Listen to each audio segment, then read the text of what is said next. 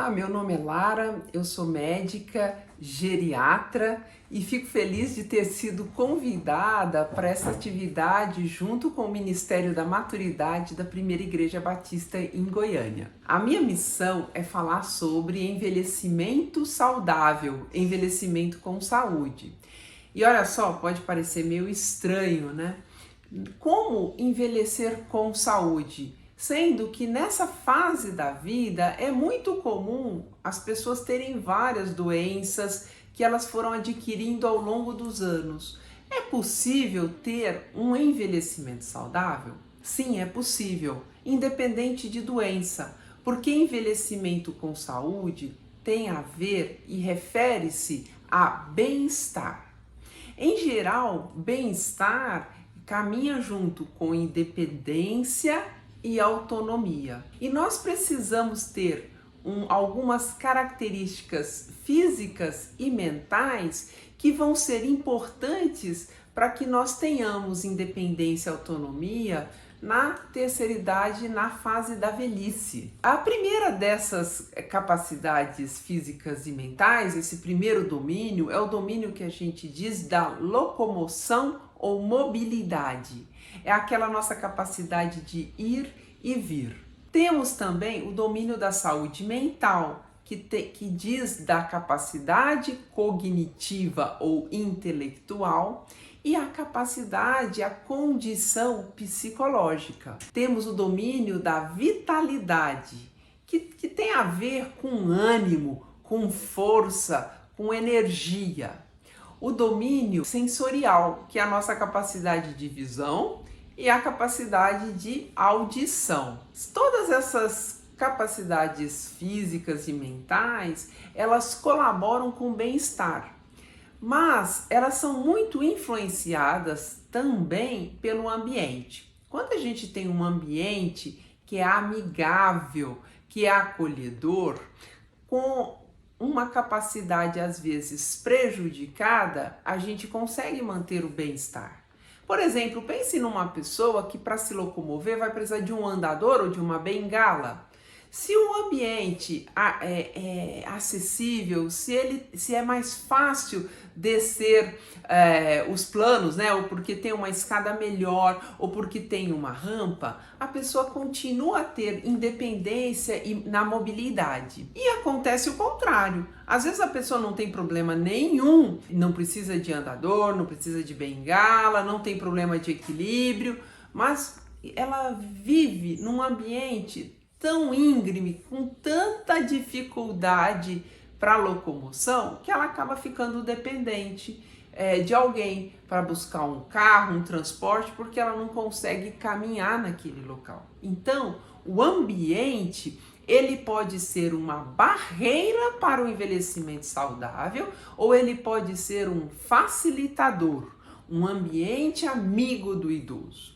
E nós temos que lembrar que ambiente não é somente as questões de construção, questões arquitetônicas, não é só isso.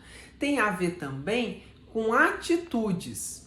Existem comunidades, sociedades que acham mais natural o idoso continuar a trabalhar, a cuidar de suas coisas, a seguir a sua vida. Nessa sociedade fica mais fácil do idoso desempenhar vários papéis. Alguns outros locais acham que não, que o idoso agora ele é idoso, ele não pode fazer determinadas coisas somente porque ele é idoso, mesmo que ele tenha a capacidade física e mental, e que alguém vai precisar fazer por ele. Então aí é mais difícil ter independência e autonomia.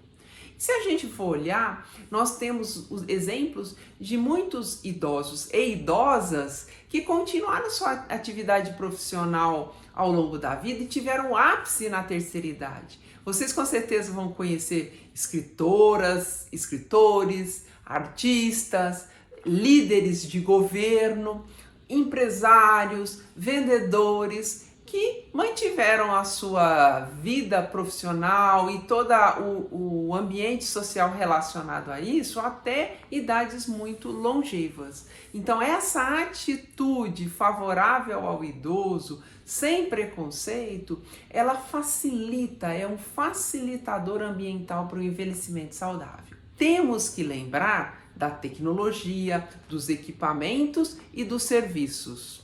Então, as tecnologias podem ajudar muito na comunicação, em fazer uma compra, em receber uma encomenda.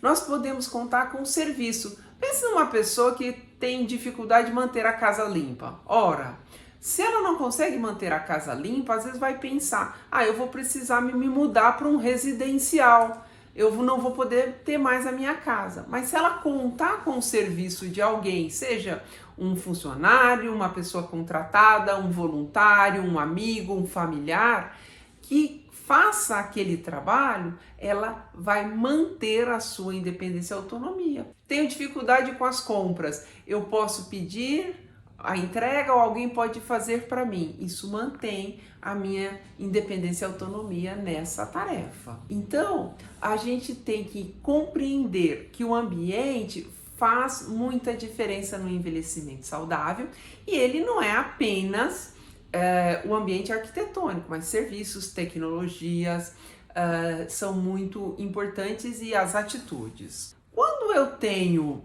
uma capacidade física e mental, quando eu tenho um ambiente, esse balanço entre capacidade e ambiente, essa interação me dá aquilo que é chamado de habilidade funcional, que é a capacidade de executar tarefas que traz bem-estar e autonomia. São características, atributos da saúde que permite que a pessoa seja ou faça o que é importante para elas.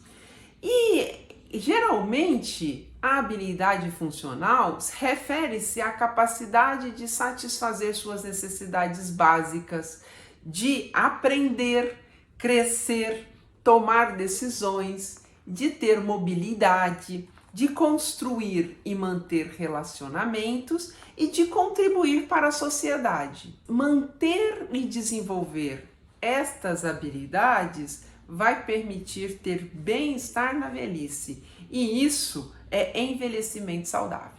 Muitas vezes a gente pensa em envelhecimento a partir das perdas, da perda das funções dos órgãos, das dificuldades, da perda de papéis, mas a gente pode olhar o envelhecimento também a partir da novidade, um novo contexto, um novo ponto de vista. A partir dessa reflexão, desse novo ponto de vista, é que eu posso ter um bem-estar subjetivo que vai além da minha capacidade física e mental e muitas vezes até além do ambiente. E o que eu faço com essas informações? A primeira coisa é procurar manter suas capacidades físicas e mentais, fortalecer seus músculos com exercícios adequados, de preferência supervisionados por um professor de educação física ou um fisioterapeuta, se for possível.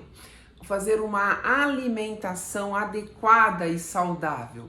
Procurar estimular a sua mente, fazer um estímulo cognitivo com atividades diversas, manter o seu intelecto funcionando, estimulado, motivado.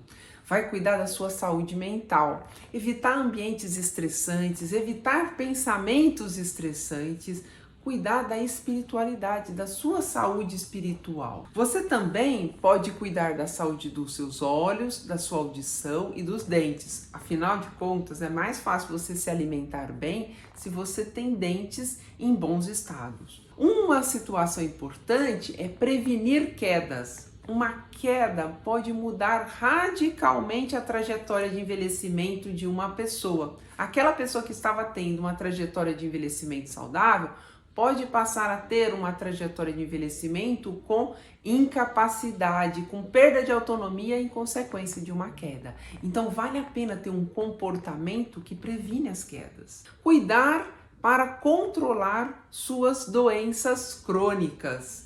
Isso é importante porque algumas doenças crônicas podem levar à perda de capacidades. Então, isso é muito importante. Então, primeiro, cuidar das capacidades físicas e mentais, mantê-las reabilitá-las. Em segundo, procurar e construir ambientes que são amigos do idoso, ambientes facilitadores para uma pessoa idosa. Então, muitas vezes, nós temos bairros que são amigos dos idosos, nós temos hospitais que são amigos do idoso. Então, você pode trabalhar para os lugares onde você frequenta também ser um ambiente amigo do idoso. E, por fim, buscar essa trajetória de envelhecimento saudável, né? São todas essas ações que vão permitir que você tenha bem-estar na velhice. Espero ter contribuído e que você tenha gostado. Um abraço, tchau!